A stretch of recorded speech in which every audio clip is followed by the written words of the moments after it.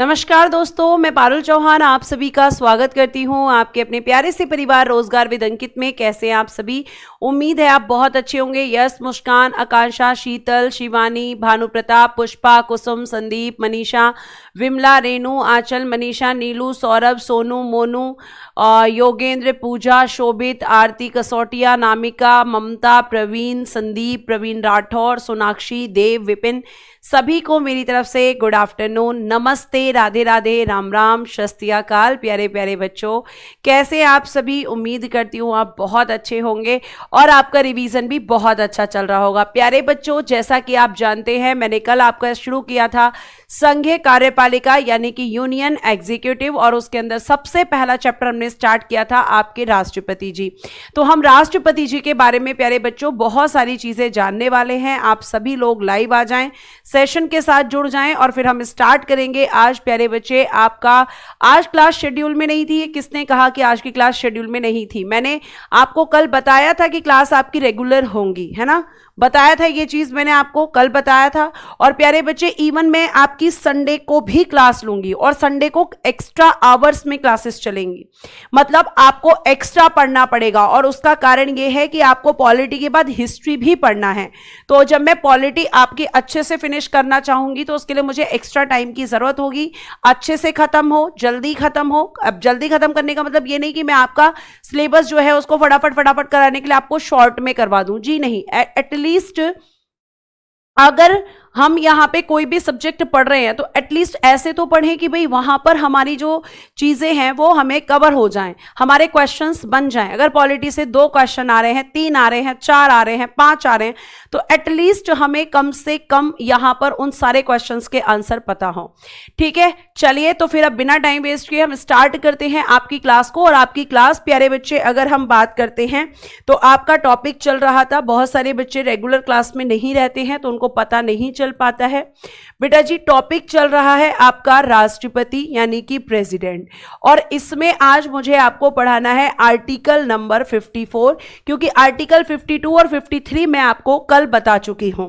ठीक है, आपको ध्यान रखना है। आर्टिकल 52 मैं आपको पढ़ा चुकी हूं, आर्टिकल 53 मैं आपको पढ़ा चुकी हूं। आज मुझे आपको पढ़ाना है आर्टिकल 54। आर्टिकल 54 में क्या है प्यारे बच्चे, वो आप देखेंगे। तो आर्टिकल 54 में है राष्ट्रपति का निर्वाचक मंडल। क्या लिखेंगे आप? राष्ट्रपति का निर्वाचक मंडल, राष्ट्रपति का निर्वाचक मंडल, निर्वाचक मंडल। Electoral college of president, electoral college of president, college of president, राष्ट्रपति का निर्वाचक मंडल। और बेटा, जब हम इसके बारे में बात करते हैं, राष्ट्रपति का निर्वाचक मंडल जब हम देखेंगे यहां पर, तो इसका मतलब है कि राष्ट्रपति का इलेक्शन जब होता है तो उसमें कौन कौन भाग लेता है, ये आपको ध्यान रखना है। बेटा, बोर्ड पे आपका समय शो हो रहा है 2:37, है ना? ये गलत टाइम शो हो रहा है, इसको मैं आज ठीक करा दूंगी। लेकिन अभी 1:07 हो रहा है, अभी 1:07 हो रहा है। बिल्कुल लाइव क्लास है, कोई रिकॉर्डेड क्लास नहीं है। बोर्ड पे 2:37 गलत समय आ रहा है, 1:07 अभी आपका हो रहा है एग्जैक्टली। ठीक है, अब देखो यहां पर आगे चलते हैं हम। तो राष्ट्रपति के निर्वाचन में कौन कौन भाग लेता है? ठीक है, तो अगर हम बात करते हैं, बेटा नवीन सर पढ़ाएंगे आपको हिस्ट्री, लाइव क्लासेस होंगी आपकी। ठीक है, अब सुनिए यहां पर, अगर मैं आपसे बात करती हूं राष्ट्रपति के निर्वाचक मंडल के बारे में, तो आपको ध्यान रखना है कि आप कहेंगे कि मैम संसद के दोनों सदनों के, ठीक है, संसद के दोनों सदनों के निर्वाचित सदस्य, संसद के दोनों सदनों के, दोनों सदनों के निर्वाचित सदस्य, निर्वाचित सदस्य कौन कौन से 2 सदन हैं? लोकसभा और राज्यसभा। ब्रैकेट में लिख देना, लोकसभा प्लस राज्यसभा। तो लिखेंगे elected members of, elected members of both house of parliament, both house of parliament, ठीक है, यानी लोकसभा और राज्यसभा के निर्वाचित सदस्य यहां पर भाग लेते हैं। ध्यान रखिएगा, इलेक्टेड मेंबर्स, ये आपको बहुत अच्छे से ध्यान रखना है। उसके बाद में बेटा जी राज्यों की विधानसभाओं के निर्वाचित सदस्य, राज्यों की विधानसभाओं के निर्वाचित सदस्य। आप देखेंगे हर जगह एक वर्ड आएगा निर्वाचित, यानी कि इलेक्टेड मेंबर्स। लिखिएगा इलेक्टेड मेंबर्स ऑफ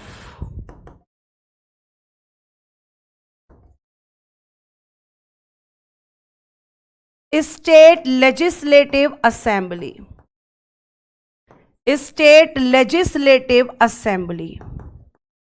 इनको आप क्या कहते हैं मैम? इनको हम कहते हैं एमएलएज, और इनके दोनों सदस्यों को हम कहते हैं एमपीज। तो एमपीज और एमएलएज यहां पर वोट देते हैं। उसके अलावा बेटा जी दिल्ली, पुदुचेरी और जम्मू कश्मीर, ठीक है, लिखिएगा दिल्ली, पुदुचेरी और जम्मू कश्मीर, इन तीनों की अगर हम बात करते हैं तो लिखिएगा इनकी विधानसभाओं के निर्वाचित सदस्य। दिल्ली, पुदुचेरी और जम्मू कश्मीर की विधानसभाओं के निर्वाचित सदस्य, इलेक्टेड मेंबर्स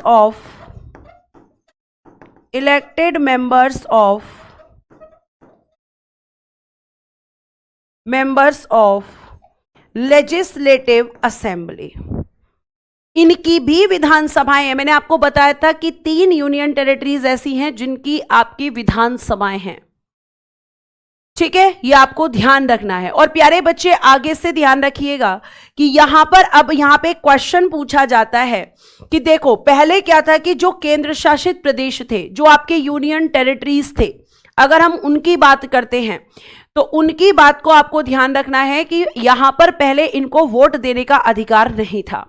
तो यूनियन टेरिटरीज ने क्या किया? यूनियन टेरिटरीज ने यहां पर ऑब्जेक्शन किया, विरोध किया कि भाई जब आप यहां पे राज्यों को अधिकार दे रहे हो इलेक्शन का, तो हमें क्यों अधिकार नहीं दे रहे हो? आपको हमें भी अधिकार देना चाहिए। एटलीस्ट उन केंद्र शासित प्रदेशों की विधानसभाओं को अधिकार मिलना चाहिए जहां पर आपकी विधानसभाएं हैं। तो उस समय पर जिस समय यह डिमांड की गई थी प्यारे बच्चे, तो दिल्ली और पुदुचेरी में ही केवल विधानसभाएं थीं। तो दिल्ली पुदुचेरी को राष्ट्रपति के निर्वाचन में मतदान का अधिकार किस संशोधन के द्वारा दिया गया था? तो इनको मतदान का अधिकार दिया गया था 17th कॉन्स्टिट्यूशन अमेंडमेंट 1992। 70वां संविधान संशोधन 1992 किया गया और उसके बाद दिल्ली और पुदुचेरी की विधानसभाओं को राष्ट्रपति के निर्वाचन में मतदान का अधिकार दिया गया। और यह कहा गया कि अगर इन फ्यूचर कभी भी कोई भी केंद्र शासित प्रदेश जिसमें विधानसभा बनती है तो वो भी यहां पर राष्ट्रपति के निर्वाचन में मतदान का अधिकारी होगा। यानी आपके केंद्र शासित प्रदेशों को राष्ट्रपति के निर्वाचन में जिनमें विधानसभाएं हैं वहां पर आपकी जो मतदान का अधिकार है राष्ट्रपति के लिए वो कब दिया गया? तो 70वें संविधान संशोधन 1992 के द्वारा। और जम्मू कश्मीर आपका केंद्र शासित प्रदेश कब बन गया?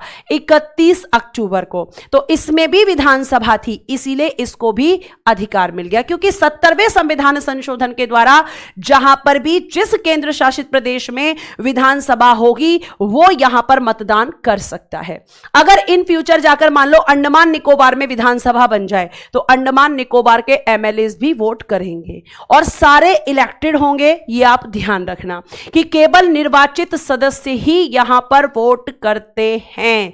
ये बात आपको बहुत अच्छे से ध्यान में रखनी है, ठीक है। तो आपके कौन कौन वोट करते हैं? मैम एमपीज वोट करते हैं और एमएलएज वोट करते हैं, लेकिन इलेक्टेड करते हैं, ठीक है। यानी हम ये कह सकते हैं कि राष्ट्रपति के निर्वाचन में कौन कौन मतदान नहीं करता। ये क्वेश्चन भी कई बार पूछ लिया जाता है, कौन मतदान नहीं करता, कौन मतदान नहीं करता, है ना। ये क्वेश्चन आपसे पूछा जा सकता है। तो आप कहेंगे कि मैम एक तो नॉमिनेटेड मेंबर्स नहीं करते, नॉमिनेटेड मेंबर्स नहीं करते मतलब हम कह सकते हैं मैम कि आपके यहां पर, एक मिनट, नॉमिनेटेड मेंबर्स यानी कि मनोनीत सदस्य, मनोनीत सदस्य जो होते हैं, नॉमिनेटेड मेंबर्स जो होते हैं, वो यहां मतदान नहीं करते। दूसरा मैम विधान परिषद के सदस्य नहीं करते। विधान परिषद जैसे आपका सेंटर में राज्यसभा है, ठीक है, उसी तरीके से स्टेट में आपका लेजिस्लेटिव काउंसिल, यानी लिखिएगा members of legislative council, members of legislative council, ठीक है। तो इनके सदस्य भी यहां पर मतदान नहीं करते। ये क्लियरली आपको ध्यान रखना है। मनोनीत कौन होते हैं चुटकी? तो मनोनीत जो होते हैं वो होते हैं आपके प्यारे बच्चे, अगर हम बात करते हैं तो आपके कुछ सदस्य राज्यसभा में राष्ट्रपति के द्वारा डायरेक्टली नॉमिनेट किए जाते हैं। ये आपको पता चलेगा जब मैं आपको राज्यसभा और लोकसभा पढ़ाऊंगी। मतलब जिनका इलेक्शन नहीं होता बल्कि डायरेक्टली उनके नाम राष्ट्रपति को दे दिए जाते हैं और राष्ट्रपति उनके नाम को अनाउंस करके उन्हें राज्यसभा का सदस्य घोषित करते हैं। तो नॉमिनेटेड मेंबर्स आपके कहां कहां होते हैं? एक तो राज्यसभा में होते हैं और एक विधान परिषद में। क्या ये लोकसभा और विधानसभा में नहीं होते? लोकसभा और विधानसभा में पहले हुआ करते थे, अब नहीं होते, ठीक है। आगे चलिए, अब यहां पे हम बात करते हैं नेक्स्ट प्यारे बच्चे, आपका ये आपको समझा दिया है मैंने कौन कौन वोट नहीं करता। अब बात करते हैं आर्टिकल 55 की कि भाई आर्टिकल 55 में क्या है। तो इसमें दिया गया है राष्ट्रपति के निर्वाचन की पद्धति, राष्ट्रपति के निर्वाचन की पद्धति, यानी manner of the election of president. लिख लीजिएगा, manner of the election of the president, कि राष्ट्रपति का निर्वाचन कैसे होता है।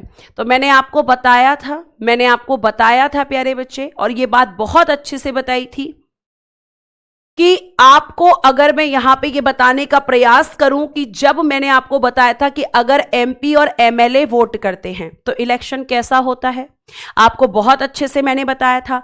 तो सबसे पहला पॉइंट है कि मैम अप्रत्यक्ष निर्वाचन होता है, इनडायरेक्ट इलेक्शन होता है, क्योंकि यहां पर जो वोटर्स होते हैं वो एमपी एमएलए होते हैं, जनता यहां पर मतदान नहीं करती है। तो जहां जनता मतदान नहीं करेगी वहां कैसा इलेक्शन होगा? मैम इनडायरेक्ट इलेक्शन होता है, अप्रत्यक्ष निर्वाचन यहां पर होता है। और बेटा जी इसके अलावा इनके इलेक्शन में गुप्त मतदान होता है, यानी सीक्रेट वोटिंग होती है। सीक्रेट वोटिंग का क्या मतलब होता है? सीक्रेट वोटिंग का मतलब होता है कि कोई भी एमपी या एमएलए, कोई भी एमपी या एमएलए आपस में एक दूसरे को यह नहीं बता सकते कि उन्होंने किसको वोट किया है, ठीक है। मान लीजिए कि अगर यहां पे एक ए एमपी है, बी एमएलए है, सी एमपी है, डी एमएलए है, ये सब एमपी एमएलए हैं, और इन्होंने अगर आपस में यह बता दिया कि इन्होंने किसको वोट दिया है, तो आप कहोगे कि मैम अगर इन्होंने आपस में बता दिया तो इनका वोट कैंसिल हो जाएगा। ये आपस में ये नहीं बता सकते जब ये वोट करने के लिए बैठते हैं कि इन्होंने किस कैंडिडेट को, किस उम्मीदवार को वोट किया है। अगर बताया तो इनका वोट कैंसिल हो जाएगा, इनका वोट माना ही नहीं जाएगा। ठीक है, आगे चलते हैं। विधान परिषद के सदस्य होते हैं बेटा जी MLC, member of legislative council, member of legislative council. ठीक है, गुप्त मतदान होता है यहां पर। आगे चलिए, अब बात करते हैं इलेक्शन का मेथड क्या होता है। तो देखो, लिखिएगा आनुपातिक प्रतिनिधित्व पद्धति के अनुसार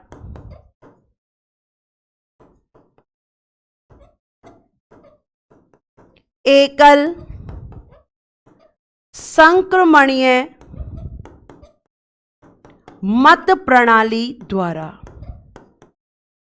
ये तो हो गया हिंदी में। इंग्लिश में क्या होता है? Proportional representative system, proportional representative system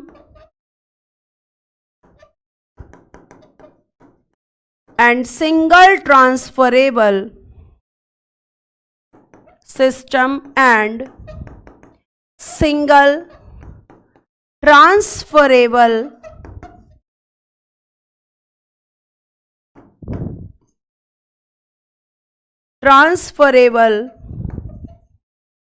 vote system.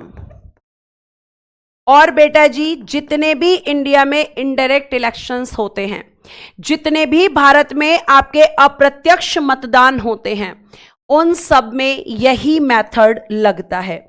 जैसे ये वाला मेथड आपका कहां कहां लगता है, तो ये वाला मेथड बेटा मैं बार बार नहीं लिख पाऊंगी, राष्ट्रपति के लिए होता है। यही मेथड उपराष्ट्रपति यानी वाइस प्रेसिडेंट के लिए होता है। यही मेथड आपका राज्यसभा के लिए, और यही मेथड आपका विधान परिषद के लिए भी होता है, क्योंकि इन सब के ही इनडायरेक्ट इलेक्शंस होते हैं, क्योंकि इन सब के ही मैम इनडायरेक्ट इलेक्शंस होते हैं। ठीक है, एक बच्चा कह रहा है एमपी और एमएलए में क्या अंतर होता है। एमपी बेटा जी लोकसभा या राज्यसभा का सदस्य होता है, और एमएलए आपका विधानसभा का सदस्य होता है, और एमएलसी आपका प्यारे बच्चे विधान परिषद का सदस्य होता है। ठीक है, एमएलसी क्या होता है? विधान परिषद का सदस्य होता है। एमपी आपके सेंटर में होते हैं, एमएलए और एमएलसी आपके जो हैं वो स्टेट में होते हैं, यानी कि राज्यों में होते हैं। इन सबके इनडायरेक्ट इलेक्शन होंगे और इन सब के लिए यही मेथड होता है।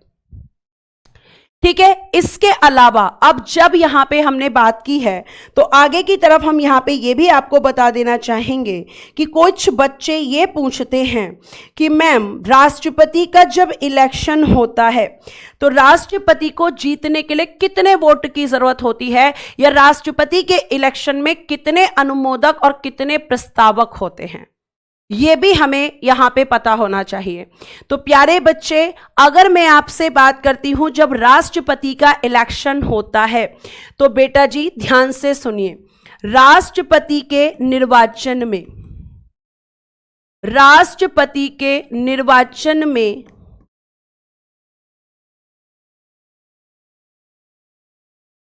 50 आपके प्रस्तावक होते हैं जिन्हें आप प्रपोजर्स कहते हैं, और 50 बेटा जी यहां पर अनुमोदक होते हैं जिन्हें आप सेकेंडर्स कहते हैं। सेकेंडर्स, ये क्वेश्चन बच्चा पूछ रहा है कि प्रस्तावक और अनुमोदक कितने होते हैं। अब ये होते क्या हैं? तो देखो, जब किसी व्यक्ति को राष्ट्रपति का इलेक्शन लड़ना हो तो इतना आसान नहीं होता है। ये प्रस्तावक और अनुमोदक वैसे मैं आपको आगे बताने वाली थी। ठीक है, तो आप ध्यान रखेंगे कि प्रस्तावक और प्रपोजर्स कितने होते हैं, 50-50। मान लीजिए कि अगर कोई भी प्रेसिडेंट बनना चाहता है, कोई भी इलेक्शन लड़ना चाहता है, तो उसको कितने 50 प्रस्तावक और 50 अनुमोदक चाहिए। और ये 50 प्रस्तावक अनुमोदक कौन होते हैं? ये बेटा जी एमपीज भी हो सकते हैं और ये एमएलएज भी हो सकते हैं। वही एमपी एमएलएज जो कि राष्ट्रपति के इलेक्शन में वोट करते हैं, उनमें से कम 100 लोगों का सपोर्ट आपको राष्ट्रपति बनने के लिए चाहिए। उसके लिए आपको कितने लोगों का सपोर्ट चाहिए? आप कहोगे कि मैम 100 लोगों का। 50 वो लोग होंगे जो राष्ट्रपति के नाम का प्रस्ताव लाएंगे कि भाई हम इनको राष्ट्रपति बनाना चाहते हैं, और 50 वो लोग होंगे जो उसको अप्रूवल देंगे, जो उसको बोलेंगे कि ठीक है। और ये आपका सबसे बड़ा चैलेंज होता है यहां पर, ठीक है। और राष्ट्रपति के निर्वाचन में जब हम बात करते हैं तो कितने प्रस्तावक कितने अनुमोदक हो गए, उसके बाद में आपको ध्यान रखना है कि राष्ट्रपति के इलेक्शन के लिए एक जमानत राशि भी ली जाती है। जमानत राशि, जिसे आप कहते हो बेल अमाउंट। और ये जमानत राशि हर एक उस कैंडिडेट से, हर एक उस उम्मीदवार से ली जाती है जो राष्ट्रपति के इलेक्शन में खड़ा होता है। और ये कितनी होती है? 15,000 रुपए। और ये करनी होती है बेटा जी डिपॉजिट। कहां पर करनी होती है? आरबीआई के पास। आरबीआई के पास, ठीक है, यानी जमा करनी होती है। ये आपको ध्यान रखना है। लेकिन कई बार क्या होता है कि ये जो जमानत राशि है ये जब्त हो जाती है। जब्त होने को कहते हैं सीज्ड। और ये जब्त कब होती है? जब किसी उम्मीदवार को, जब किसी उम्मीदवार यानी कि कैंडिडेट, जब किसी उम्मीदवार यानी कि कैंडिडेट, इंग्लिश यहां लिख रही हूं मैं, कैंडिडेट को कुल वैध मतों का यानी टोटल वैलिड वोट्स,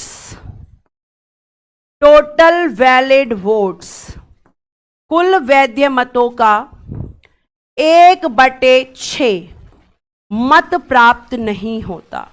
यानी इतना मिनिमम वोट होना चाहिए किसी भी कैंडिडेट के पास इस अमाउंट को बचाने के लिए। अगर वो इतना भी वोट नहीं ले पाता है तो प्यारे बच्चे उसकी बेल अमाउंट को आरबीआई वापस नहीं करता है, और ये पहले से ही पता होता है। अब एक क्वेश्चन आता है कि मैम राष्ट्रपति का जो निर्वाचन है उसको जीतने के लिए क्या करना पड़ता है? तो बेटा जी इसमें जीतने के लिए लेना पड़ता है कुल वैध मतों का यानी टोटल वैलिड वोट्स, इनका लेना पड़ता है बेटा जी 50% + 1।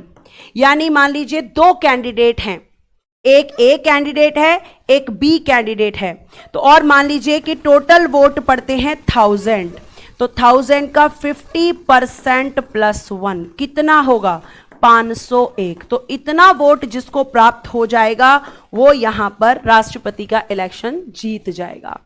लेकिन प्यारे बच्चे अगर उसे अपनी बेल अमाउंट बचानी है तो फिर 1/6 वोट उसको अचीव करना होता है। इतना तो उसको प्राप्त करना ही होता है। प्रेमा राम कह रहे हैं कि राष्ट्रपति के इलेक्शन में हार जीत नहीं होती। क्यों नहीं होती? हमेशा होती है भाई। आपके 2 कैंडिडेट्स तो हमेशा ही रहते हैं, और जब 2 रहेंगे तो एक जीतेगा एक हारेगा,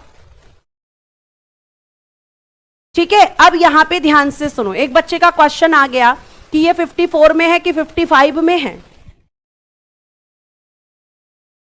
ना? 54 में निर्वाचक मंडल है शिवम, 55 में निर्वाचन की पद्धति है। और अगर आप इसकी बात कर रहे हो तो ये आपका जो है अलग से है। ये ना 54 में है ना 55 में है। मैंने आर्टिकल लिखा ही नहीं है यहां पर। कहां लिखा है मैंने यहां आर्टिकल? बताओ शिवम। अग्रहारी। आप हमेशा आपके नाम के आगे अग्रहारी नहीं एग्रेशन हारी लिखना चाहिए। क्योंकि आप जब भी कमेंट करते हो ऐसा करते हो कि अग्रहारी, है ना, और ये किस में आएगा, तो मैम ये आर्टिकल 58 में आएगा। अब आपने ये पहले क्यों बता दिया? क्योंकि बच्चे का प्रश्न आ रहा है। मैंने कहां लिखा इसमें 54 या 55? लिखा ही नहीं मैंने। तो आप इतना एग्रेसिव क्यों हो जाते हो? अनुमोदक प्रस्तावक मुझे बताना ही है, तो मैंने यहां बता दिया आपको।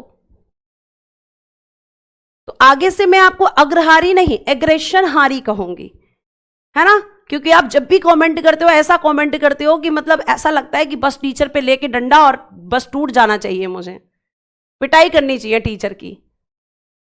तो ये हो गया बेटा जी आपका जीतने का, बता दिया मैंने कितने प्रस्तावक कितने अनुमोदक होते हैं। प्रस्तावक और अनुमोदक प्यारे बच्चे आर्टिकल 58 का पार्ट है, ये लिख दीजिएगा इनके आगे, आर्टिकल 58। ठीक है, आगे चल सकते हैं, आगे चल सकते हैं बच्चा, आगे चलिए। तो 54 आपने पढ़ा, 55 आपने पढ़ा, अब आपको पढ़ना है कि 56 क्या होता है मैम, है ना। 56 आर्टिकल में क्या है? तो आर्टिकल नंबर 56 इसमें दिया गया है बेटा जी राष्ट्रपति का कार्यकाल। राष्ट्रपति का कार्यकाल लिखिएगा tenure of president, tenure of president, राष्ट्रपति का कार्यकाल। अब ध्यान से सुनना, अब ये ध्यान से सुनना बेटा। अगर मैं आपसे बात करती हूं तो आप एक चीज को बहुत अच्छे से ध्यान रखेंगे कि सिंपल तो हम सबको पता होता है कि 5 इयर्स होता है ना। अगर हमसे कोई पूछेगा टेन्योर ऑफ प्रेसिडेंट कितना होता है, तो आप कहोगे कि मैम 5 इयर्स, ये तो हम सबको पता होता है। 5 वर्ष होता है मैम, लेकिन क्वेश्चन ये है कि किस दिन से शुरू होता है, किस दिन से शुरू होता है मैम, ये हमें बताइए।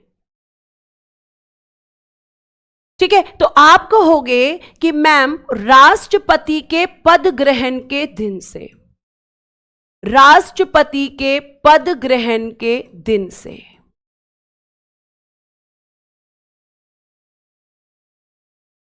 राष्ट्रपति के पद ग्रहण के दिन से मतलब जिस दिन वो अपनी पोस्ट पर बैठते हैं, जिस दिन वो अपने पद को ग्रहण करते हैं, यानी होल्ड द ऑफिस। क्या लिख सकते हैं मैम? Hold the office. जिस दिन वो अपने ऑफिस को होल्ड करते हैं, जिस दिन वो अपने पद पर बैठते हैं, उस दिन से 5 साल तक उनका कार्यकाल रहता है। आगे बेटा क्वेश्चन यहां पर यह बनता है कि क्या ये 5 वर्ष पूर्व, या सिंपल लिखेंगे कि ये अपना त्यागपत्र किसको देते हैं, जिसे हम कहते हैं रेजिग्नेशन। रेजिग्नेशन कहते हैं, त्यागपत्र किसको देते हैं? तो बेटा जी ये उपराष्ट्रपति को, वाइस प्रेसिडेंट को अपना त्यागपत्र देकर 5 वर्ष से पहले भी अपनी मर्जी से अपने पद को छोड़ सकते हैं। ये इनकी अपनी मर्जी होती है। आ रहे हैं बेटा, सैलरी की भी बात करेंगे। ठीक है, तो आप कहेंगे कि मैम जिस दिन ये अपना, अगर उनको लगता है कि भाई 5 साल में काम नहीं कर सकता, तो वो 5 साल से पहले क्या कर सकते हैं? 5 साल से पहले त्यागपत्र दे सकते हैं। लेकिन किसको देंगे मैम? उपराष्ट्रपति को। ठीक है, वाइस प्रेसिडेंट ऑफ इंडिया को ये अपना त्यागपत्र देते हैं।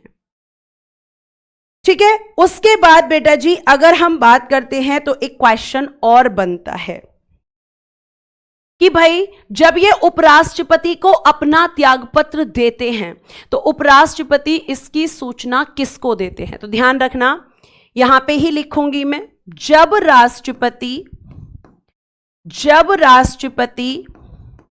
अपना त्यागपत्र उपराष्ट्रपति को देते हैं, उपराष्ट्रपति को देते हैं, तो उपराष्ट्रपति इसकी सूचना तो उपराष्ट्रपति इसकी सूचना लोकसभा अध्यक्ष को देते हैं, सूचना लोकसभा अध्यक्ष को देते हैं, लोकसभा अध्यक्ष को देते हैं।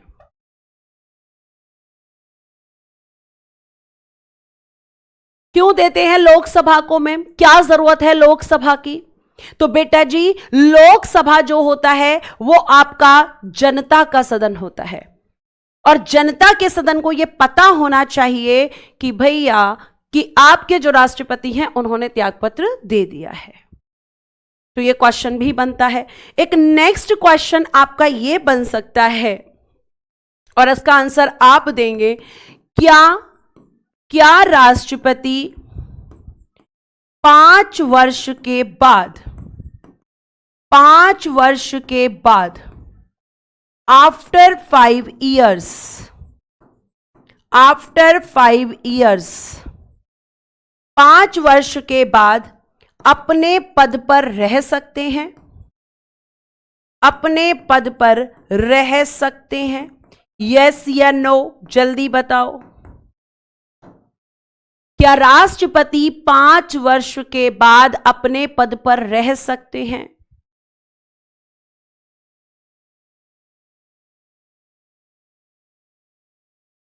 यस या नो? बच्चे ने कहा नहीं, कुछ ने कहा यस, कुछ ने कहा नो। तो बेटा जी लिखिएगा, रह सकते हैं यस, हां, जब तक कि उनका उत्तराधिकारी, अब मैम उत्तराधिकारी क्या उनका बेटा? नहीं बेटा जी, उत्तराधिकारी यहां पे भले ही सक्सेसर लिखना है हमें, लेकिन ब्रैकेट में लिखिएगा नए राष्ट्रपति, न्यू प्रेसिडेंट ऑफ इंडिया, जब तक कि उनका उत्तराधिकारी पद ग्रहण नहीं कर लेता, पद ग्रहण नहीं कर लेता। अगर 5 साल के बाद भी कोई न्यू प्रेसिडेंट नहीं बना है तो पुराने राष्ट्रपति उस पद पर रहेंगे, क्योंकि प्रेसिडेंट का पोस्ट खाली नहीं हो सकता है। ठीक है, तो आप कहोगे कि मैम 5 साल के बाद भी रह सकते हैं अगर प्रेसिडेंट के इलेक्शन में देर होती है। देर क्यों हो सकती है? हो सकता है कि भाई यहां पर हमारे देश में नेशनल इमरजेंसी लग जाए, या कोई और कारण हो जिसकी वजह से आपके राष्ट्रपति जी का इलेक्शन ना हो पाए। तो जब तक इस पर न्यू प्रेसिडेंट नहीं आएंगे तब तक पुराने प्रेसिडेंट इस पोस्ट पर रहेंगे। एक ये क्वेश्चन है। अब अगला क्वेश्चन ये भी तो है कि क्या राष्ट्रपति को 5 वर्ष के पहले उनके पद से हटाया जा सकता है? बताइए जल्दी से। नेक्स्ट क्वेश्चन, क्वेश्चन के फॉर्म पे ही मैं आपको बता रही हूं चीजें। नेक्स्ट क्वेश्चन है मैम हमारा, क्या राष्ट्रपति को 5 वर्ष पूर्व, बिफोर 5 years, बिफोर 5 years उनके पद से हटाया जा सकता है? उनके पद से हटाया जा सकता है? यस या नो? अगेन यस या नो? बच्चा कह रहा है यस मैम, हटाया जा सकता है ना। ये यहां पे क्यों लिखवा रही हूं मैं ये सारी चीजें, ताकि आपको याद रहे। तो आप क्या कहेंगे? हां, यस। किसके द्वारा? आर्टिकल 61 महाभियोग के द्वारा, महाभियोग द्वारा, by the impeachment, by the impeachment आप इनको इनके पद से हटा सकते हो। महाभियोग के द्वारा मैम इनको हटाया जा सकता है। अब बच्चा कहेगा महाभियोग क्या होता है? महाभियोग क्या होता है ये भी तो बताइए मैम। तो आप देखिएगा यहां पर अब क्योंकि महाभियोग की बात आई है तो हम महाभियोग को पढ़ लेते हैं। हेडिंग दीजिएगा आर्टिकल 61 महाभियोग, इम्पीचमेंट। इम्पीचमेंट, सबसे पहले महाभियोग चलाने का आधार क्या होता है, ग्राउंड। किस आधार पे हटाएंगे राष्ट्रपति जी को? तो आप कहेंगे violation of constitution, violation of constitution, संविधान का उल्लंघन, या आपको एक वर्ड मिलेगा अतिक्रमण, या आपको एक वर्ड मिलेगा अतिक्रमण। यानी जब राष्ट्रपति, प्यारे बच्चे, जब राष्ट्रपति जी आपके यहां पर आपके जो संविधान है उसके खिलाफ जाकर काम करते हैं, ठीक है। अरमान, पढ़ाने का तरीका बिल्कुल अलग होता है बेटा। लाइन से पढ़ाऊंगी तो लाइन से नहीं पढ़ा पाएंगे आर्टिकल्स को, अभी तो बहुत सारे आर्टिकल्स ऊपर नीचे होंगे, ये पढ़ने का तरीका नहीं है। आर्टिकल 61 यहां पे क्यों बताना पड़ेगा? क्योंकि कार्यकाल डिस्कस कर रहे हैं और आप शायद आपने मतलब लेवल नहीं देखा अभी, क्योंकि हम एसएससी की तैयारी कर रहे हैं। कई बार क्वेश्चन आ जाता है महाभियोग की प्रक्रिया किस किस आर्टिकल में है, बच्चा सिर्फ आर्टिकल 61 पढ़ता है, लेकिन 56 भी इससे रिलेट है, 56 भी बेटा इससे रिलेट किया गया है। एक मिनट, ठीक है, तो ये चीज ध्यान रखिएगा। आपका ऐसे नहीं हो सकता कि अभी तक जैसे हम आर्टिकल सीक्वेंस में पढ़ रहे थे तो वैसे ही हम पढ़ते जाएंगे, जी नहीं। आर्टिकल्स ऊपर नीचे होंगे आपके। अब तो मैम हमें सीक्वेंस में दोगी? हां, अलग से मैं आपको सीक्वेंस में दूंगी पूरे आर्टिकल्स। तो बेटा जी पढ़ने का और पढ़ाने का तरीका बहुत अलग होता है।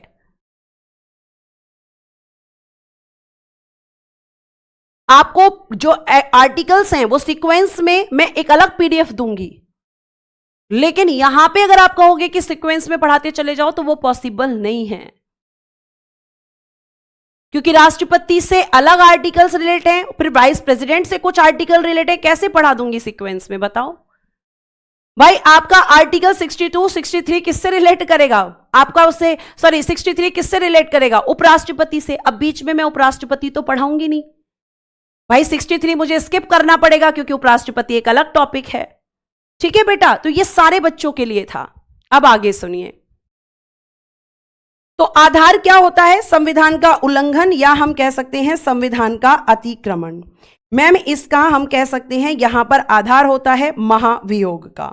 और महाभियोग प्यारे बच्चे क्वेश्चन और पूछा जाता है कि ये कैसी प्रक्रिया है? तो बेटा जी ये एक अर्ध न्यायिक प्रक्रिया है, जिसे हम इंग्लिश में कहेंगे क्वासी जुडिशियल प्रोसेस, जिसे हम इंग्लिश में कहेंगे क्वासी जुडिशियल प्रोसेस। यानी यहां पर आपकी लोकसभा और राज्यसभा कुछ न्यायिक शक्तियों का प्रयोग करती हैं। जैसे न्यायपालिका काम करती है वैसे ही यहां पर लोकसभा और राज्यसभा काम करती हैं। कुछ शक्तियां वो न्यायपालिका की यूज करती हैं, अभी आपको पता चल जाएगा कैसे। तो ये एक अर्ध न्यायिक प्रक्रिया प्यारे बच्चे होती है।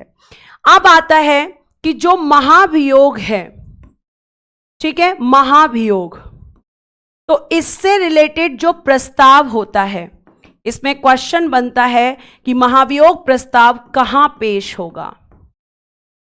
पेश होने को कहते हैं बेटा जी इंट्रोड्यूस्ड, कि आपका महाभियोग कहां पर पेश होगा? महाभियोग का प्रस्ताव, मोशन ऑफ इंपीचमेंट कहां पर इंट्रोड्यूस किया जाता है? यह आपको बहुत अच्छे से ध्यान रखना है। तो आप कहोगे प्यारे बच्चे बहुत अच्छे से कि मैम संसद के किसी भी सदन में, संसद के किसी भी सदन में, संसद के किसी भी सदन में, in either house of parliament, in either house of parliament, संसद के किसी भी सदन में इसे पेश किया जा सकता है। यह जरूरी नहीं कि इसको लोकसभा में या इसको राज्यसभा में ही पेश किया जाए, जहां पर भी चाहे इसको उसके सदस्य पेश कर सकते हैं।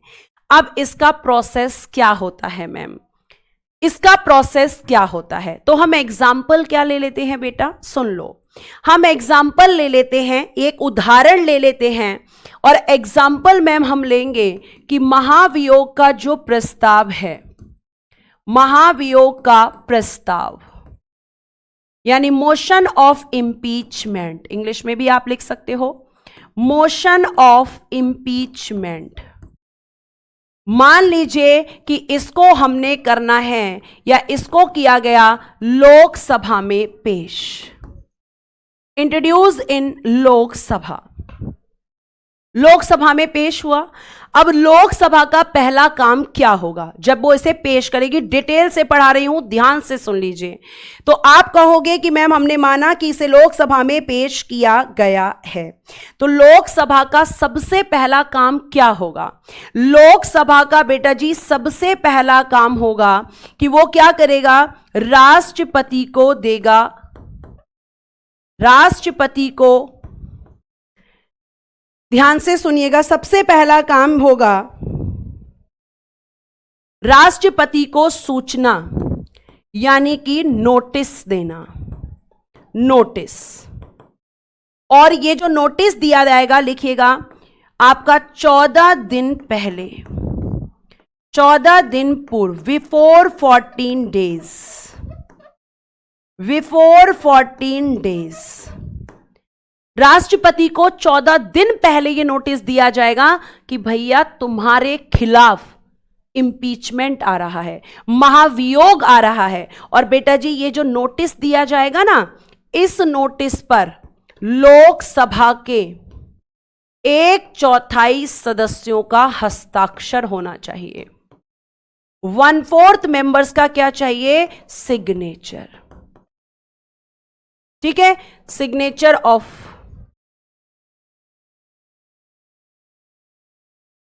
1/4 मेंबर्स ऑफ लोकसभा,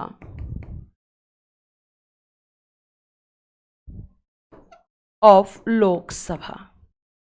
लोकसभा के 1/4 सदस्यों का इस नोटिस पर क्या होना चाहिए? सिग्नेचर। अगर मैम ये नहीं मिला 1/4 का सिग्नेचर तो नोटिस जाएगा ही नहीं, प्रोसेस स्टार्ट ही नहीं होगा, क्योंकि ये प्रोसेस को स्टार्ट करने का एक तरीका है। और अगर आप मुझसे पूछने लगो कि ये राज्यसभा में होता तो ये काम फिर राज्यसभा करती, फिर मैम ये काम राज्यसभा करती। ठीक है, तो अब आप यहां पे ध्यान रखेंगे कि पहला काम होता है भैया, अब मान लो कोर्ट है, कोर्ट भी पहले क्या भेजता है? नोटिस भेजता है। अगर किसी के खिलाफ कोर्ट में केस होता है तो कोर्ट उसको क्या भेजता है? नोटिस। तो यहां पे जो भी हाउस महाभियोग का प्रस्ताव लाएगा उसकी ये ड्यूटी बनती है कि वो प्रेसिडेंट को नोटिस भेजे।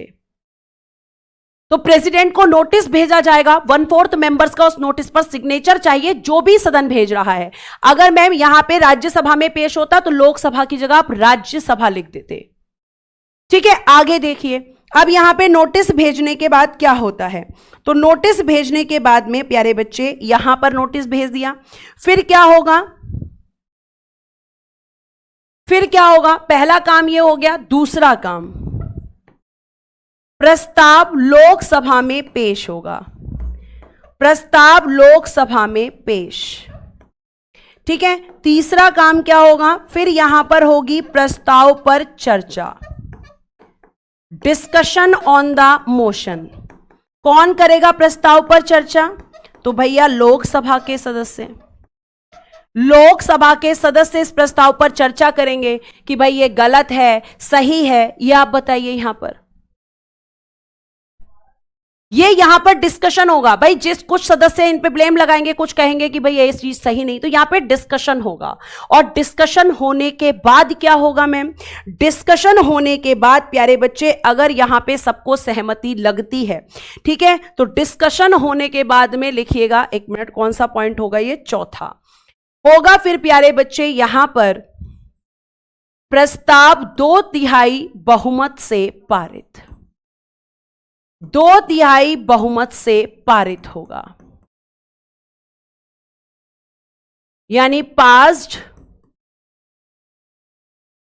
विद 2/3 मेजॉरिटी, 2/3 बहुमत के साथ ये यहां से प्रस्ताव क्या हो जाएगा, पारित हो जाएगा। ठीक है, ये आपको ध्यान रखना है। अब उसके बाद क्या होगा मैम, उसके बाद में ये प्रस्ताव बेटा जी 5वां काम होगा, राज्यसभा में पेश होगा। ये कहेंगे राज्यसभा में जाएगा। फिर 6ठा काम होगा मैम, राज्यसभा में ये पेश होगा, इंट्रोड्यूस्ड इन राज्यसभा। सेम चीजें होंगी, ठीक है, सेम चीजें होंगी। कहां जाएगा ये, राज्यसभा में जाएगा, फिर राज्यसभा में ये पेश होगा। और प्यारे बच्चे यहां पर एक चीज और ध्यान रखना, अगर मैं आपसे यहां पर बात करती हूं तो फिर यहां पे जब राज्यसभा में पेश होगा तो इसी हाउस में, अब यहां पे आपका जो राज्यसभा है, यहां पर राज्यसभा क्या करेगा, एक इन्वेस्टिगेट हाउस की तरह काम करेगा, सॉरी इन्वेस्टिगेशन हाउस की तरह। यानी ये क्या होगा, एक जांचकर्ता सदन। और ये किस चीज की जांच करेगा, ये जांच करेगा राष्ट्रपति पर लगाए गए आरोप, राष्ट्रपति पर लगाए गए आरोप सही है या गलत, आरोप सही है या गलत। एक तो इस चीज की जांच करेगा कि लोकसभा ने जो ब्लेम लगाए हैं, जो आरोप लगाए हैं, वो सही है या गलत हैं, ये यहां पर चेक किया जाएगा। ठीक है, चेक किया जाएगा। और इसके लिए क्या किया जाएगा, राष्ट्रपति को अपने पक्ष में बोलने का मौका दिया जाएगा।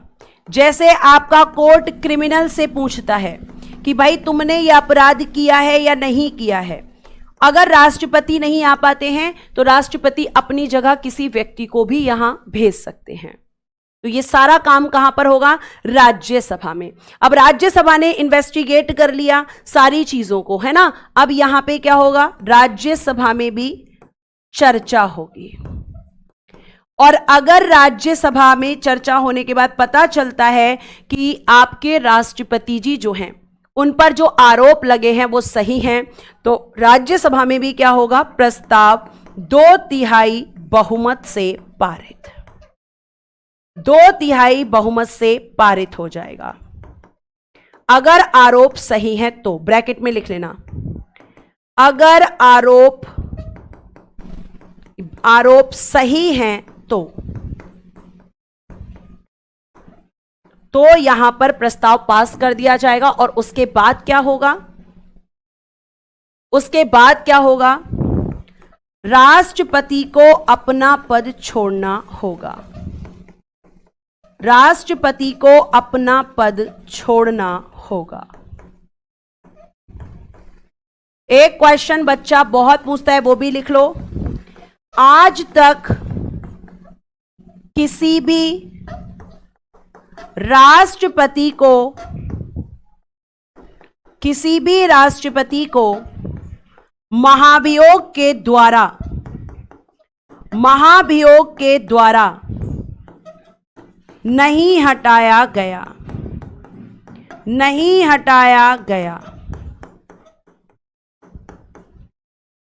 अब मेरा आपसे एक प्रश्न और है। बच्चा कह रहा है अगर राज्यसभा में पहले पेश हो तो बेटा जी आ जाओ यहां पे। अगर ये राज्यसभा में पेश होगा तो जहां लोकसभा लिखा है वहां राज्यसभा लिख दो, और जहां राज्यसभा लिखा है वहां लोकसभा लिख दो, हो गया। अब मेरा एक प्रश्न है, अगर आप मान लीजिए यहां पर अगर राज्यसभा प्रस्ताव पारित ना करे तो क्या होगा, क्योंकि मुझे पता था अगला क्वेश्चन यही आएगा बच्चे को, और आ रहा है। भाई राज्यसभा प्रस्ताव कब पारित करेगी,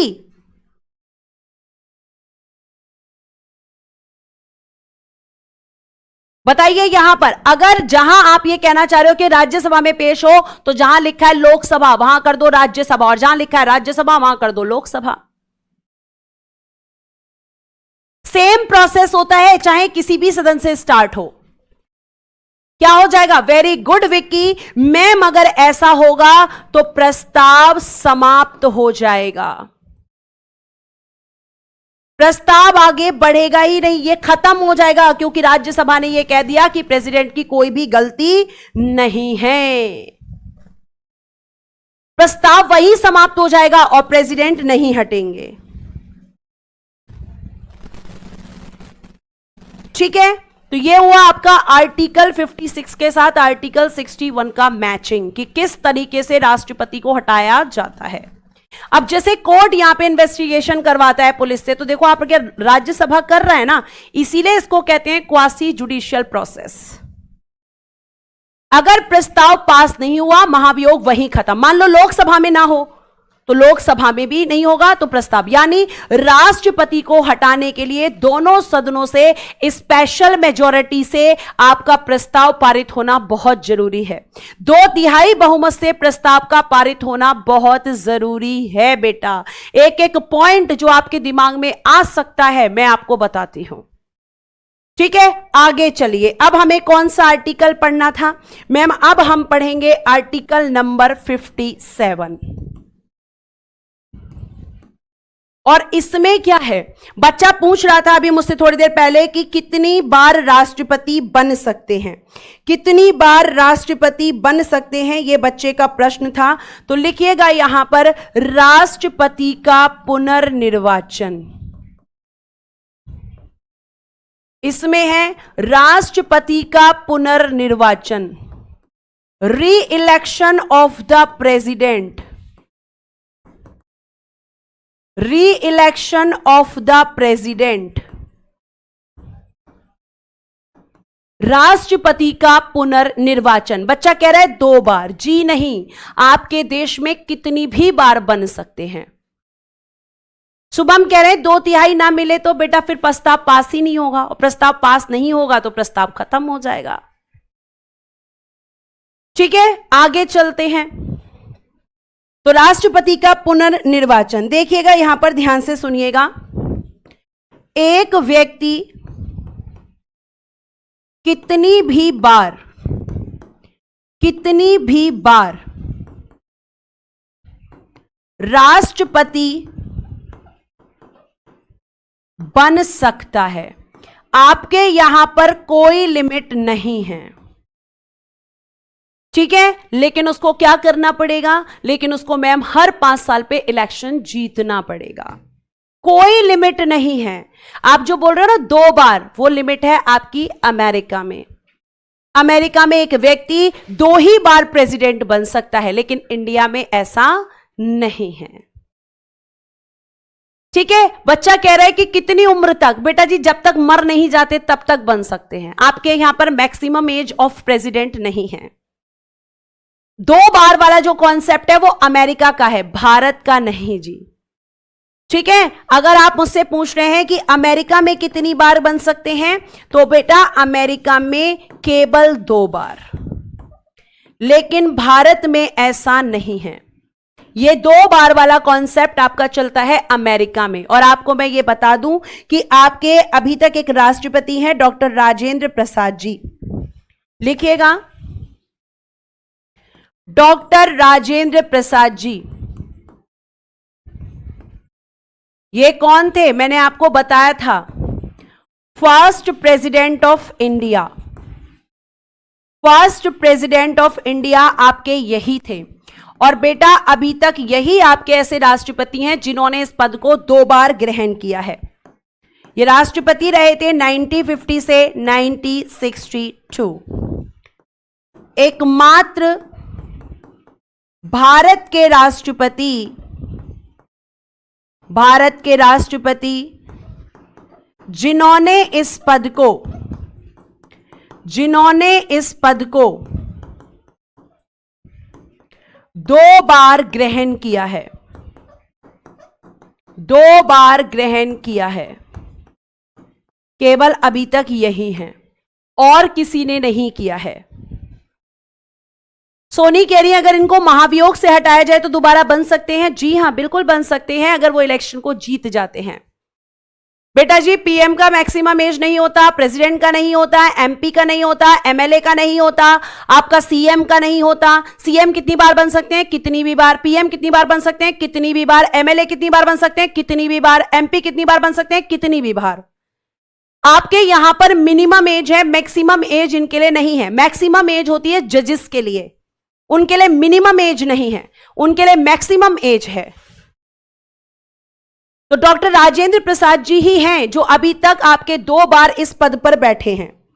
ठीक है, अब आपका आर्टिकल 57 हो गया। अब हम इतनी देर से बात कर रहे हैं राष्ट्रपति राष्ट्रपति, लेकिन राष्ट्रपति बन कैसे सकते हैं? एक ये क्वेश्चन बच्चे के दिमाग में आता है। आर्टिकल 58, राष्ट्रपति की योग्यताएं। राष्ट्रपति की योग्यताएं,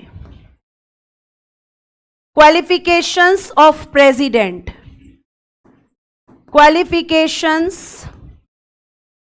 ऑफ प्रेसिडेंट। तो क्या क्या योग्यताएं होती हैं? बच्चा कह रहा है कार्यकाल 6 वर्ष होता है। नहीं गोविंद बेटा, 5 वर्ष होता है।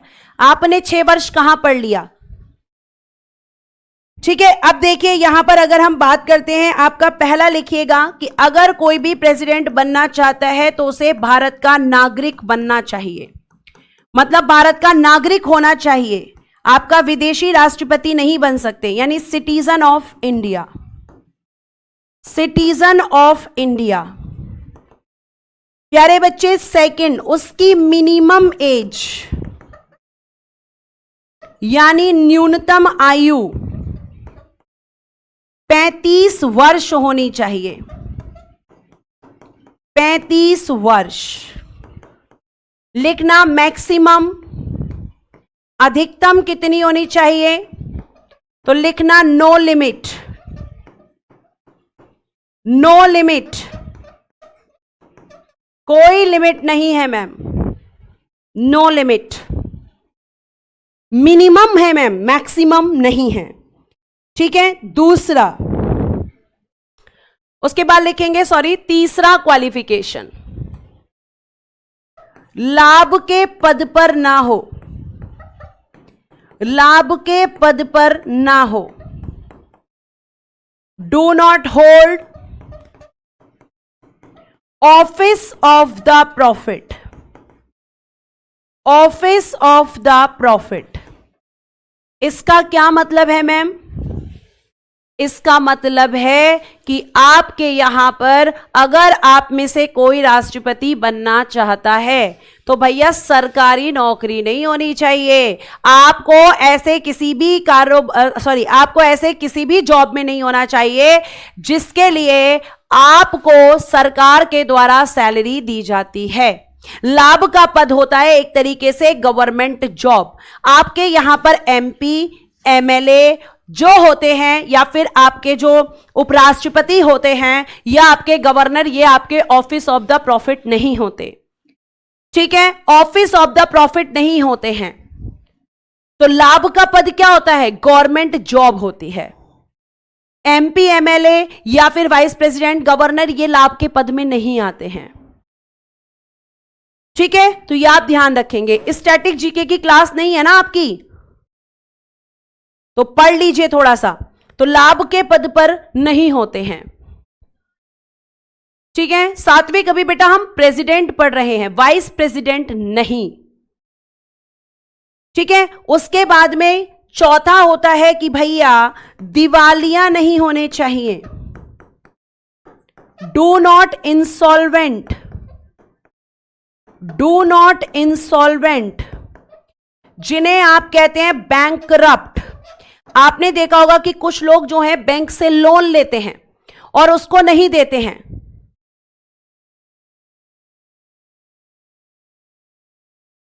ठीक है, आपने देखा होगा कि कुछ लोग बैंक से लोन लेते हैं और लोन लेने के बाद उसको देते नहीं है और देश छोड़ के भाग जाते हैं। जैसे एग्जाम्पल विजय माल्या, जैसे एग्जाम्पल है प्यारे बच्चे विजय माल्या।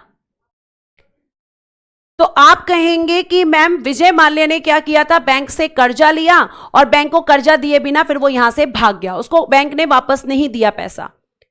तो अगर कोई भी व्यक्ति ऐसा होता है जिसे हम बैंकरप्ट बोलते हैं, तो वो यहां पर प्रेसिडेंट का इलेक्शन कभी नहीं लड़ सकता, अगर वो भारत का नागरिक है तब भी नहीं। दूसरा, इसके बाद हम क्या लिखेंगे, उसके बाद हम लिखेंगे कि वो पागल ना हो। भाई पागल व्यक्ति को थोड़ी बना देंगे president. Do not unsound mind, do not unsound mind, पागल नहीं होना चाहिए। पागल व्यक्ति को हम प्रेसिडेंट नहीं बना सकते, ठीक है। उसके बाद बेटा जी छठा, लोकसभा का सदस्य बनने की योग्यता हो। ध्यान से सुनना इस लाइन को, लोकसभा का सदस्य बनने की योग्यता हो लेकिन लोकसभा सदस्य ना हो, लेकिन लोकसभा का सदस्य ना हो। इसका क्या मतलब है मैम, इसका मतलब है बेटा जी कि आपके प्रेसिडेंट के पास में वही क्वालिफिकेशंस, वही योग्यताएं होनी चाहिए जो कि एक एमपी के पास होती हैं, मतलब लोकसभा के सदस्य के पास होती हैं, लेकिन वो लोकसभा का सदस्य नहीं होना चाहिए। क्यों मैम, क्या इसका मतलब लोकसभा का सदस्य राष्ट्रपति नहीं बन सकता? बन सकता है, लेकिन अगर वो प्रेसिडेंट का इलेक्शन लड़ना चाहता है तो पहले उसे लोकसभा के मेंबर के जो उसके पास पद है उससे त्यागपत्र देना होगा। क्यों मैम? क्योंकि एक व्यक्ति एक समय में एक ही पद पर रह सकता है, ऐसा नहीं कि एक व्यक्ति कई सारे पदों को ग्रहण कर ले। तो लोकसभा का मेंबर बनने की एलिजिबिलिटी तो हो, but not a member of Lok Sabha, Lok Sabha का सदस्य नहीं होना चाहिए। यह भी आपको ध्यान रखना है कि केवल एलिजिबिलिटी की डिमांड की जाती है। अगर वो लोकसभा सदस्य है और वो प्रेसिडेंट का इलेक्शन लड़ना चाहता है तो पहले उसे लोकसभा के सदस्य जो आपका उसका पद है, एमपी का जो पद है, वहां से त्यागपत्र देना होगा। ठीक है, तो लोकसभा का सदस्य बनने की योग्यता हो लेकिन लोकसभा का सदस्य ना हो। उसके बाद में इस चीज को आगे और भी डिफाइन किया गया है।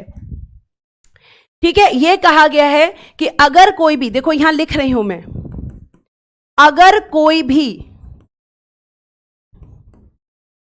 प्रेसिडेंट बनना चाहता है, प्रेसिडेंट बनना चाहता है तो ध्यान से सुनना बेटा, यहां पे बहुत देर से, बनना चाहता है तो उसे एमपी नहीं होना चाहिए, उसे एमएलए नहीं होना चाहिए, उसे एमएलसी नहीं होना चाहिए। यह आपको ध्यान रखना है। ठीक है, तो आप कहोगे लेकिन मैम अगर हो तो लिखना, अगर है तो उससे राष्ट्रपति का पद ग्रहण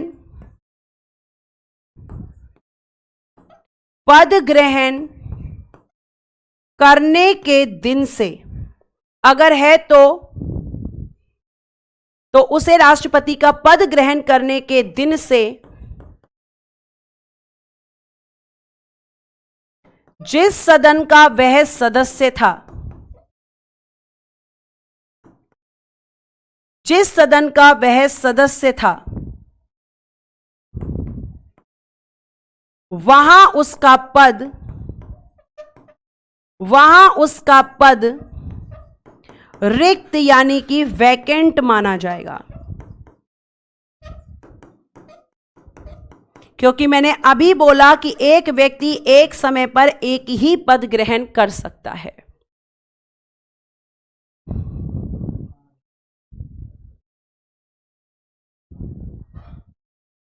ठीक है,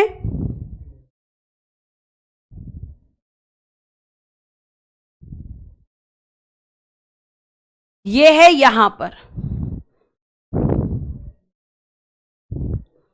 आर्टिकल 58। अगर वो पहले एमपी एमएलए रहा हो तो लिखा तो है, कुछ भी रहा हो, एमपी रहा हो, एमएलए रहा हो, एमएलसी रहा हो, तो जिस दिन वो प्रेसिडेंट की पोस्ट को होल्ड करेगा उस दिन से ही उसका पद यहां पर खत्म हो जाएगा। ठीक है, ये आप ध्यान रखेंगे, क्योंकि एक व्यक्ति एक समय पे एक ही पद पर रह सकता है, दो दो पदों पर नहीं। ठीक है, आगे देखिए 58 का हाफ पार्ट में आपको पहले बता चुकी हूं, अनुमोदक और प्रस्तावक। ठीक है, आगे आ जाओ, कुछ बच्चे कभी नहीं सुधर सकते। आर्टिकल कौन सा था ये? 58, 15। अच्छा, ये बात कहां पे की गई है? मैंने ये तो लिखा ही नहीं। ये बात की गई है बेटा जी आर्टिकल 59 में। आर्टिकल 59 लिख देना इसके आगे, आर्टिकल 59 में। ठीक है, तो आर्टिकल 59 हो गया। अब हमें पढ़ना है आर्टिकल 60, राष्ट्रपति की शपथ। Oath of president, oath of president, राष्ट्रपति को शपथ या राष्ट्रपति की शपथ। तो जब हम इनकी शपथ की बात करते हैं तो बच्चा बोलता है कौन दिलाता है? कौन दिलाता है? तो इनको शपथ दिलाते हैं भारत के मुख्य न्यायाधीश, जिन्हें आप सीजीआई बोलते हैं, chief justice of India. Chief justice of India के द्वारा इनको इनके पद की शपथ दिलाई जाती है। ठीक है,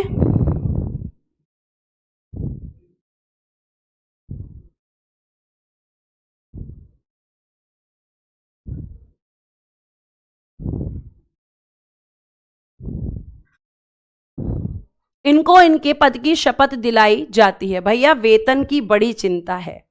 लो एक तरफ मैं लिख देती हूं, सैलरी कितनी होती है, वेतन कितना होता है? 5 लाख रुपए प्रति माह, पर मंथ इनको 5 लाख रुपए मिलते हैं। इसको भी डिटेल में आगे बताऊंगी, लेकिन बड़ी जल्दी है कुछ बच्चों को। ठीक है, तो आर्टिकल 60 में क्या है? इनकी शपथ। 61 हम पढ़ चुके हैं। अब 61 के बाद में अब हम पढ़ेंगे 62। 62 आर्टिकल 62, राष्ट्रपति पद की रिक्तता की पूर्ति।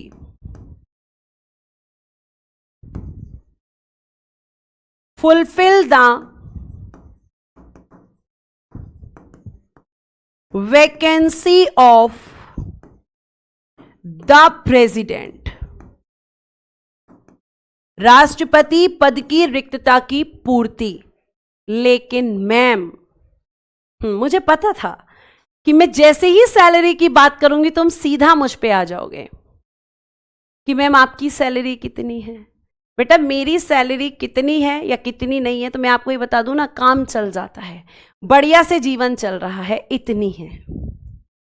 ठीक है, अब आप आगे पढ़ो। यहां पर आगे देखिए, राष्ट्रपति पद की रिक्तता की पूर्ति। लेकिन हमें यह तो बताओ कारण क्या है? कारण किस चीज का? रिक्ति का। तो रिक्ति का कारण क्या क्या हो सकता है मैम? पहला, महाभियोग हो सकता है, इंपीचमेंट हो सकता है मैम, इंपीचमेंट। दूसरा, त्यागपत्र हो सकता है मैम, रेजिग्नेशन, है ना। जब वो अपनी मर्जी से त्यागपत्र दे दें तो उनका पद खाली हो जाएगा। ये कब की बात है? जब राष्ट्रपति का पद बीच में ही खाली हो जाता है। या फिर मैम तीसरा हो सकता है, अगर आपके जो प्रेसिडेंट हैं उनकी डेथ हो जाए, मृत्यु हो जाए, है ना। और नेक्स्ट में लिखिएगा अदर रीजन भी कुछ हो सकता है, मान लो वो पागल हो जाएं, ठीक है, अन्य कारण। तो यहां पर कोई और भी कारण हो सकता है, मेन ये 3 कारण यहां पर होते हैं। ठीक, आगे देखिए, तो अन्य कारण भी यहां पर हो सकते हैं। अब यहां पे बात आती है कि भाई सबसे पहले तो जब किसी राष्ट्रपति का पद खाली होता है तो अब आप बोलेंगे मैम रिक्ति की पूर्ति, फुलफिल द वैकेंसी कैसे होती है? फुलफिल द वैकेंसी, ये भी तो हमें पता होना चाहिए कैसे होगी फुलफिल। तो सबसे पहले बच्चा कहेगा मैम निर्वाचन करवाए जाएंगे, निर्वाचन द्वारा, by the election, by the election. लेकिन बेटा जी इलेक्शन होने के लिए कितना? कम से कम 6 माह का समय चाहिए, कम से कम 6 माह, यानी कम से कम 6 महीने लगते हैं किसी भी प्रेसिडेंट के, नए प्रेसिडेंट का इलेक्शन कराने के लिए। तो कम से कम 6 माह के अंदर क्या होगा? कम से कम मैम नए प्रेसिडेंट हमें अगर बनाने हैं तो 6 महीने चाहिए। तो क्या 6 महीने तक प्रेसिडेंट की पोस्ट खाली रहेगी? क्या 6 महीने तक प्रेसिडेंट की पोस्ट खाली रहेगी? नहीं बेटा जी, 6 महीने के लिए लिखना कि जब तक प्रेसिडेंट का इलेक्शन होगा तो यहां पे क्या किया जाएगा? यहां पे एक होते हैं आपके कार्यवाहक राष्ट्रपति, कार्यवाहक राष्ट्रपति जिन्हें आप कहते हैं एक्टिंग प्रेसिडेंट, एक्टिंग प्रेसिडेंट। और एक्टिंग प्रेसिडेंट का पद कब बनाया जाता है? जब राष्ट्रपति का पद, जब राष्ट्रपति का पद किसी कारण रिक्त होता है, रिक्त हो जाता है, तब उपराष्ट्रपति कार्यवाहक राष्ट्रपति के रूप में कार्य करेंगे, कार्यवाहक राष्ट्रपति के रूप में कार्य करेंगे। और यह बात कही गई है बेटा जी आर्टिकल 65 में, यह बात कही गई है आर्टिकल 65 में कि अगर प्रेसिडेंट का पोस्ट खाली हो चुका है तो फिर आपके वाइस प्रेसिडेंट उस पोस्ट को होल्ड करेंगे एज अ एक्टिंग प्रेसिडेंट। ध्यान से सुनना। अब बच्चा पूछेगा कि एक्टिंग प्रेसिडेंट जो होते हैं कार्यवाहक राष्ट्रपति जी, इनका कार्यकाल कितना होगा, यानी अधिकतम बताना मैम। तो इनका जो मैक्सिमम टेन्योर होगा बेटा, मैक्सिमम टेन्योर वो होगा आपका 6 मंथ, 6 माह, क्योंकि 6 माह में नए प्रेसिडेंट आ जाएंगे। ठीक है, 63 में नहीं है ये वाली लाइन, 65 में है अरमान अली, 63 में है कि भारत के उपराष्ट्रपति होंगे। ठीक है, आगे सुनिए। फिर बच्चा पूछता है इनका वेतन कितना होगा, इनकी सैलरी कितनी होगी? सेम 5 लाख रुपए ही होगी। वो सारी फैसिलिटीज इनको मिलेंगी जो एक राष्ट्रपति को मिलती हैं। फिर बच्चा पूछेगा कि इनको शपथ कौन दिलाएगा? तो बेटा जी इनकी शपथ सेम होगी, सेम ओथ ऑफ प्रेसिडेंट। राष्ट्रपति की शपथ ही इनको लेनी पड़ेगी जो राष्ट्रपति पद पर ग्रहण करने, जो पद ग्रहण करने से पहले लेते हैं। और इनको शपथ कौन दिलाएगा? तो आप कहेंगे कि मैम इनको शपथ दिलाने वाले भी चीफ जस्टिस ऑफ इंडिया ही होंगे। ये आप बहुत अच्छे से ध्यान में रखोगे।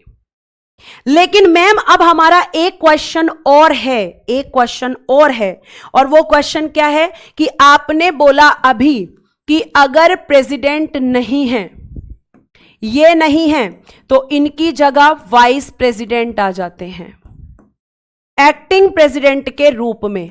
लेकिन अगर ये भी ना हो तो, अगर इनका भी पद खाली हो तो क्या होगा ma'am?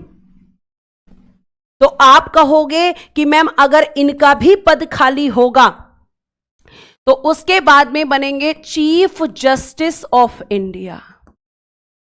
Chief justice of India, Bharat के मुख्य न्यायाधीश। लेकिन मैम अगर इनका भी पद खाली हो तो लिखिएगा मोस्ट सीनियर जज ऑफ सुप्रीम कोर्ट।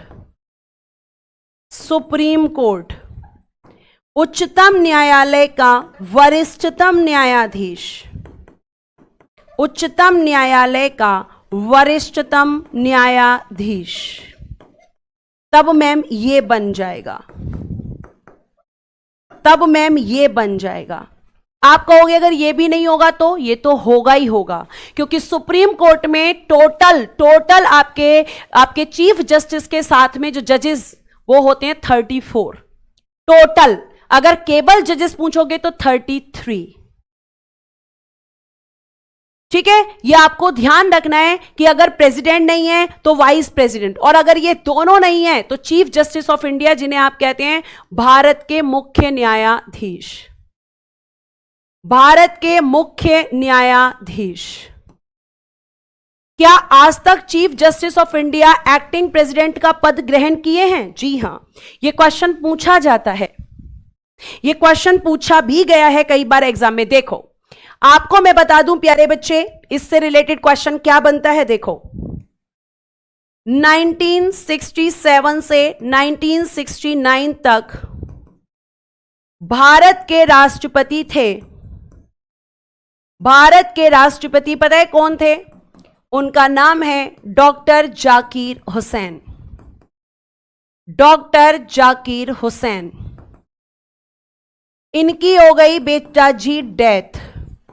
कब हो गई? 1969 में। कब बने थे? 67 में। तो मैम इनकी डेथ तो 2 साल बाद हो गई। उनकी डेथ तो 2 साल बाद हो गई। हां, तो जब डेथ हो गई तो क्या हुआ? पद रिक्त हो गया। अब पद रिक्त हो गया तो बताओ इसके बाद सबसे पहले किसको देखेंगे? सबसे पहले देखेंगे कि पोस्ट वैकेंट हो गई, और उसके बाद मैम जब पोस्ट वैकेंट हुई तो हमें जरूरत पड़ेगी कार्यवाहक राष्ट्रपति की। और कार्यवाहक राष्ट्रपति कौन बनेगा? तो मैम वो बनेंगे उपराष्ट्रपति, क्योंकि राष्ट्रपति तो रहे नहीं। तो उपराष्ट्रपति कौन थे इस समय? वीवी गिरी। वीवी गिरी। अब वीवी गिरी ने बेटा कुछ समय के लिए इस पद को ग्रहण किया। नहीं, ये आर्टिकल 65 में नहीं है स्नेहा। आर्टिकल 65 में केवल इतना है, ये जो 2 लाइन है, जब राष्ट्रपति का पद किसी कारण रिक्त हो जाता है तो राष्ट्रपति कार्यवाहक राष्ट्रपति के रूप में कार्य करेंगे। केवल ये 2 लाइन्स हैं।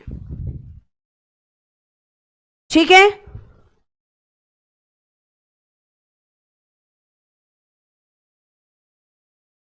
आगे देखिए।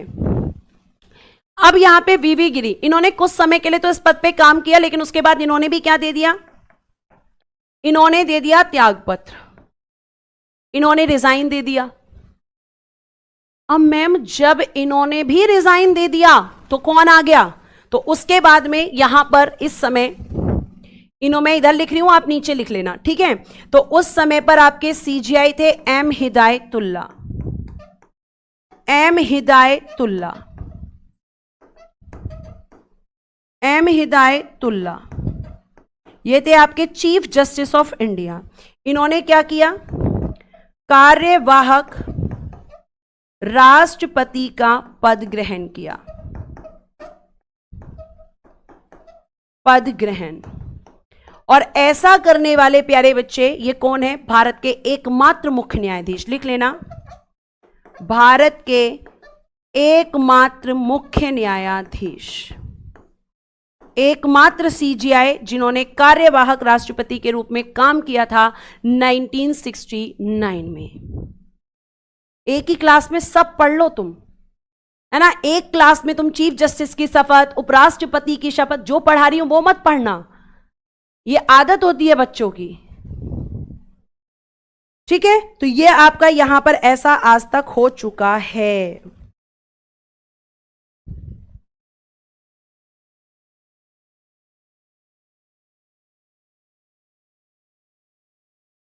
ठीक है, फिर देखो एक और बच्चा आ गया, आर्टिकल 63 छोड़ दिया। अभी तो बोला आर्टिकल 63 वाइस प्रेसिडेंट से रिलेट करता है। वाइस प्रेसिडेंट नहीं पढ़ा रही हूं मैं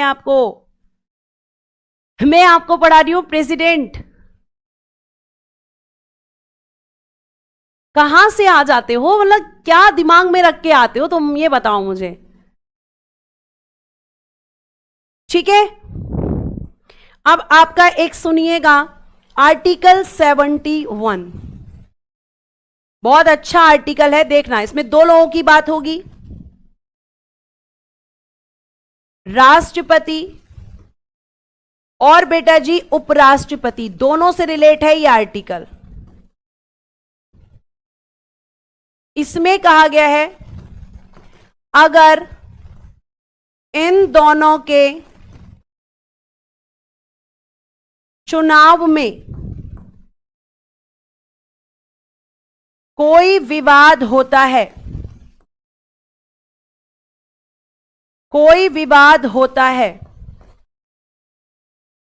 तो उस पर निर्णय कौन करता है, पहला क्वेश्चन। तो उस पे निर्णय कौन करता है। विवाद मतलब जैसे मान लो कि इनके इलेक्शन में हो जाए भ्रष्टाचार। अब भ्रष्टाचार हो गया, अब ये बात पता चल रही है बाद में, जब ये प्रेसिडेंट या वाइस प्रेसिडेंट बन चुके हैं, तो डिसीजन कौन लेगा कि भाई विवाद आपका सही है या गलत है। ठीक है, एक क्वेश्चन यहीं से बनता है आर्टिकल 71 से, अगर इनके चुनाव में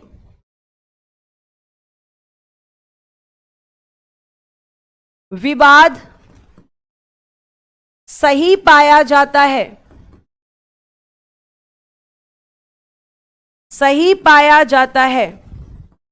तो इनके द्वारा किए गए कार्य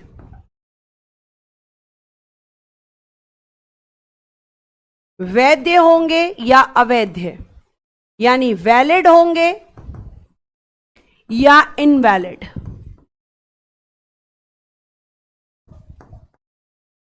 एक क्वेश्चन बनता है ये, और दोनों का आंसर 71 में है। Very good. सुप्रीम कोर्ट करता है बेटा, उच्चतम न्यायालय।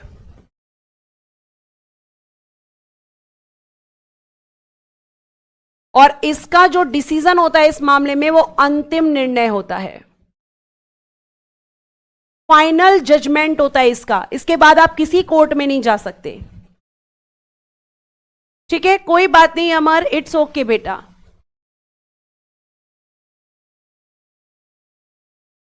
ठीक है, तो अब आपका नेक्स्ट क्वेश्चन, अगर इनके चुनाव में विवाद, मतलब मान लीजिए इनके खिलाफ कंप्लेंट की है, जैसे मान लीजिए ए एक प्रेसिडेंट हैं और ए ने 2 साल तक काम कर लिया एज अ प्रेसिडेंट, तो 2 साल तक इन्होंने काम कर लिया, 2 साल बाद पता चला कि इनके इलेक्शन में तो करप्शन हुआ था, भ्रष्टाचार हुआ था।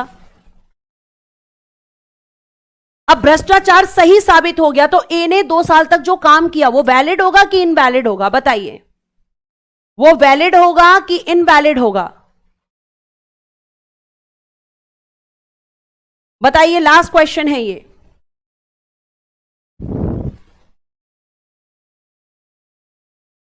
वैलिड होगा कि इनवैलिड? बच्चा कह रहा है इनवैलिड होगा, गलत बेटा जी, वैलिड होगा, वैध होगा। क्यों होगा? क्योंकि मैम जब उसने काम किया तब उस पर कोई भी आरोप नहीं था। अगर किसी प्रेसिडेंट ने या वाइस प्रेसिडेंट ने जब काम किया था तब उन पर कोई करप्शन चार्जेस नहीं थे, उन पर जो करप्शन चार्जेस लगे हैं वो बाद में लगे हैं। तो उनके द्वारा जब वो उस पद पर थे, अगर मान लीजिए कि इनके चुनाव में विवाद सही पाया जाता है, उसके बाद भी इनके द्वारा किए गए काम इनवैलिड नहीं होंगे, वो वैलिड ही होंगे, वो वैलिड ही होंगे। ठीक है, वो वैलिड ही होंगे। ठीक है, अब हम कल पढ़ेंगे राष्ट्रपति की शक्तियां। राष्ट्रपति की शक्तियां, पावर्स ऑफ प्रेसिडेंट, राष्ट्रपति की शक्तियां हम कल पढ़ेंगे। हर्ष का बड़े गुस्से में क्वेश्चन वो आ रहा है। हर्ष, अगर तुम मेरे सामने होते ना बेटा, है ना, तो तुम्हारी आज मैं खूब कुटाई करती ठीक से। कितनी बार बोल दिया कि बीच में जो आर्टिकल्स छोड़े गए हैं वो प्रेसिडेंट से रिलेट नहीं करते हैं। ठीक है, अब इनकी शक्तियां कौन कौन सी होती हैं बस वो लिखकर और फिर अपनी क्लास को ऑफ कर देना। कार्यपालिका, एग्जीक्यूटिव पावर्स, एग्जीक्यूटिव पावर्स कि एक क्वेश्चन को 10 बार पूछते हो और इस चीज का फायदा उठाते हो तुम कि तुम्हारी कुटाई नहीं होती है। कुटाई होती तो तुम नहीं करते। फिर लिख के जाना बेटा। सेकंड लिखिएगा विधायिका या विधायी शक्तियां, लेजिस्लेटिव पावर्स, पावर्स अब आप खुद लगा लेना। न्यायिक शक्तियां, जुडिशियल पावर्स, और मैं पीडीएफ से पढ़ाना शुरू करने वाली हूं आपको कल के बाद। कार्यपालिका शक्तियां, विधायिका शक्तियां, विधायी शक्तियां, न्यायिक शक्तियां, और एक लिखिएगा वित्तीय शक्तियां। बेटा जी इनके पावर्स के अलग अलग होंगे आपके आर्टिकल्स, कल लिखेंगे आर्टिकल्स। फाइनेंशियल पावर्स, वित्तीय शक्तियां। नेक्स्ट लिखिएगा सैन्य शक्तियां, मिलिट्री पावर्स, मिलिट्री पावर्स भी होती हैं इनके पास। पावर्स बहुत सारी हैं लेकिन यूज नहीं कर सकते बेचारे, है ना।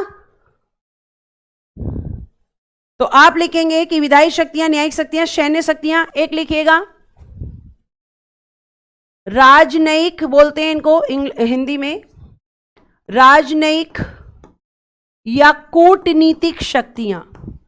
इंग्लिश में बोलेंगे डिप्लोमेटिक पावर्स, डिप्लोमेटिक पावर्स। और लास्ट लिखिएगा आपातकालीन शक्तियां,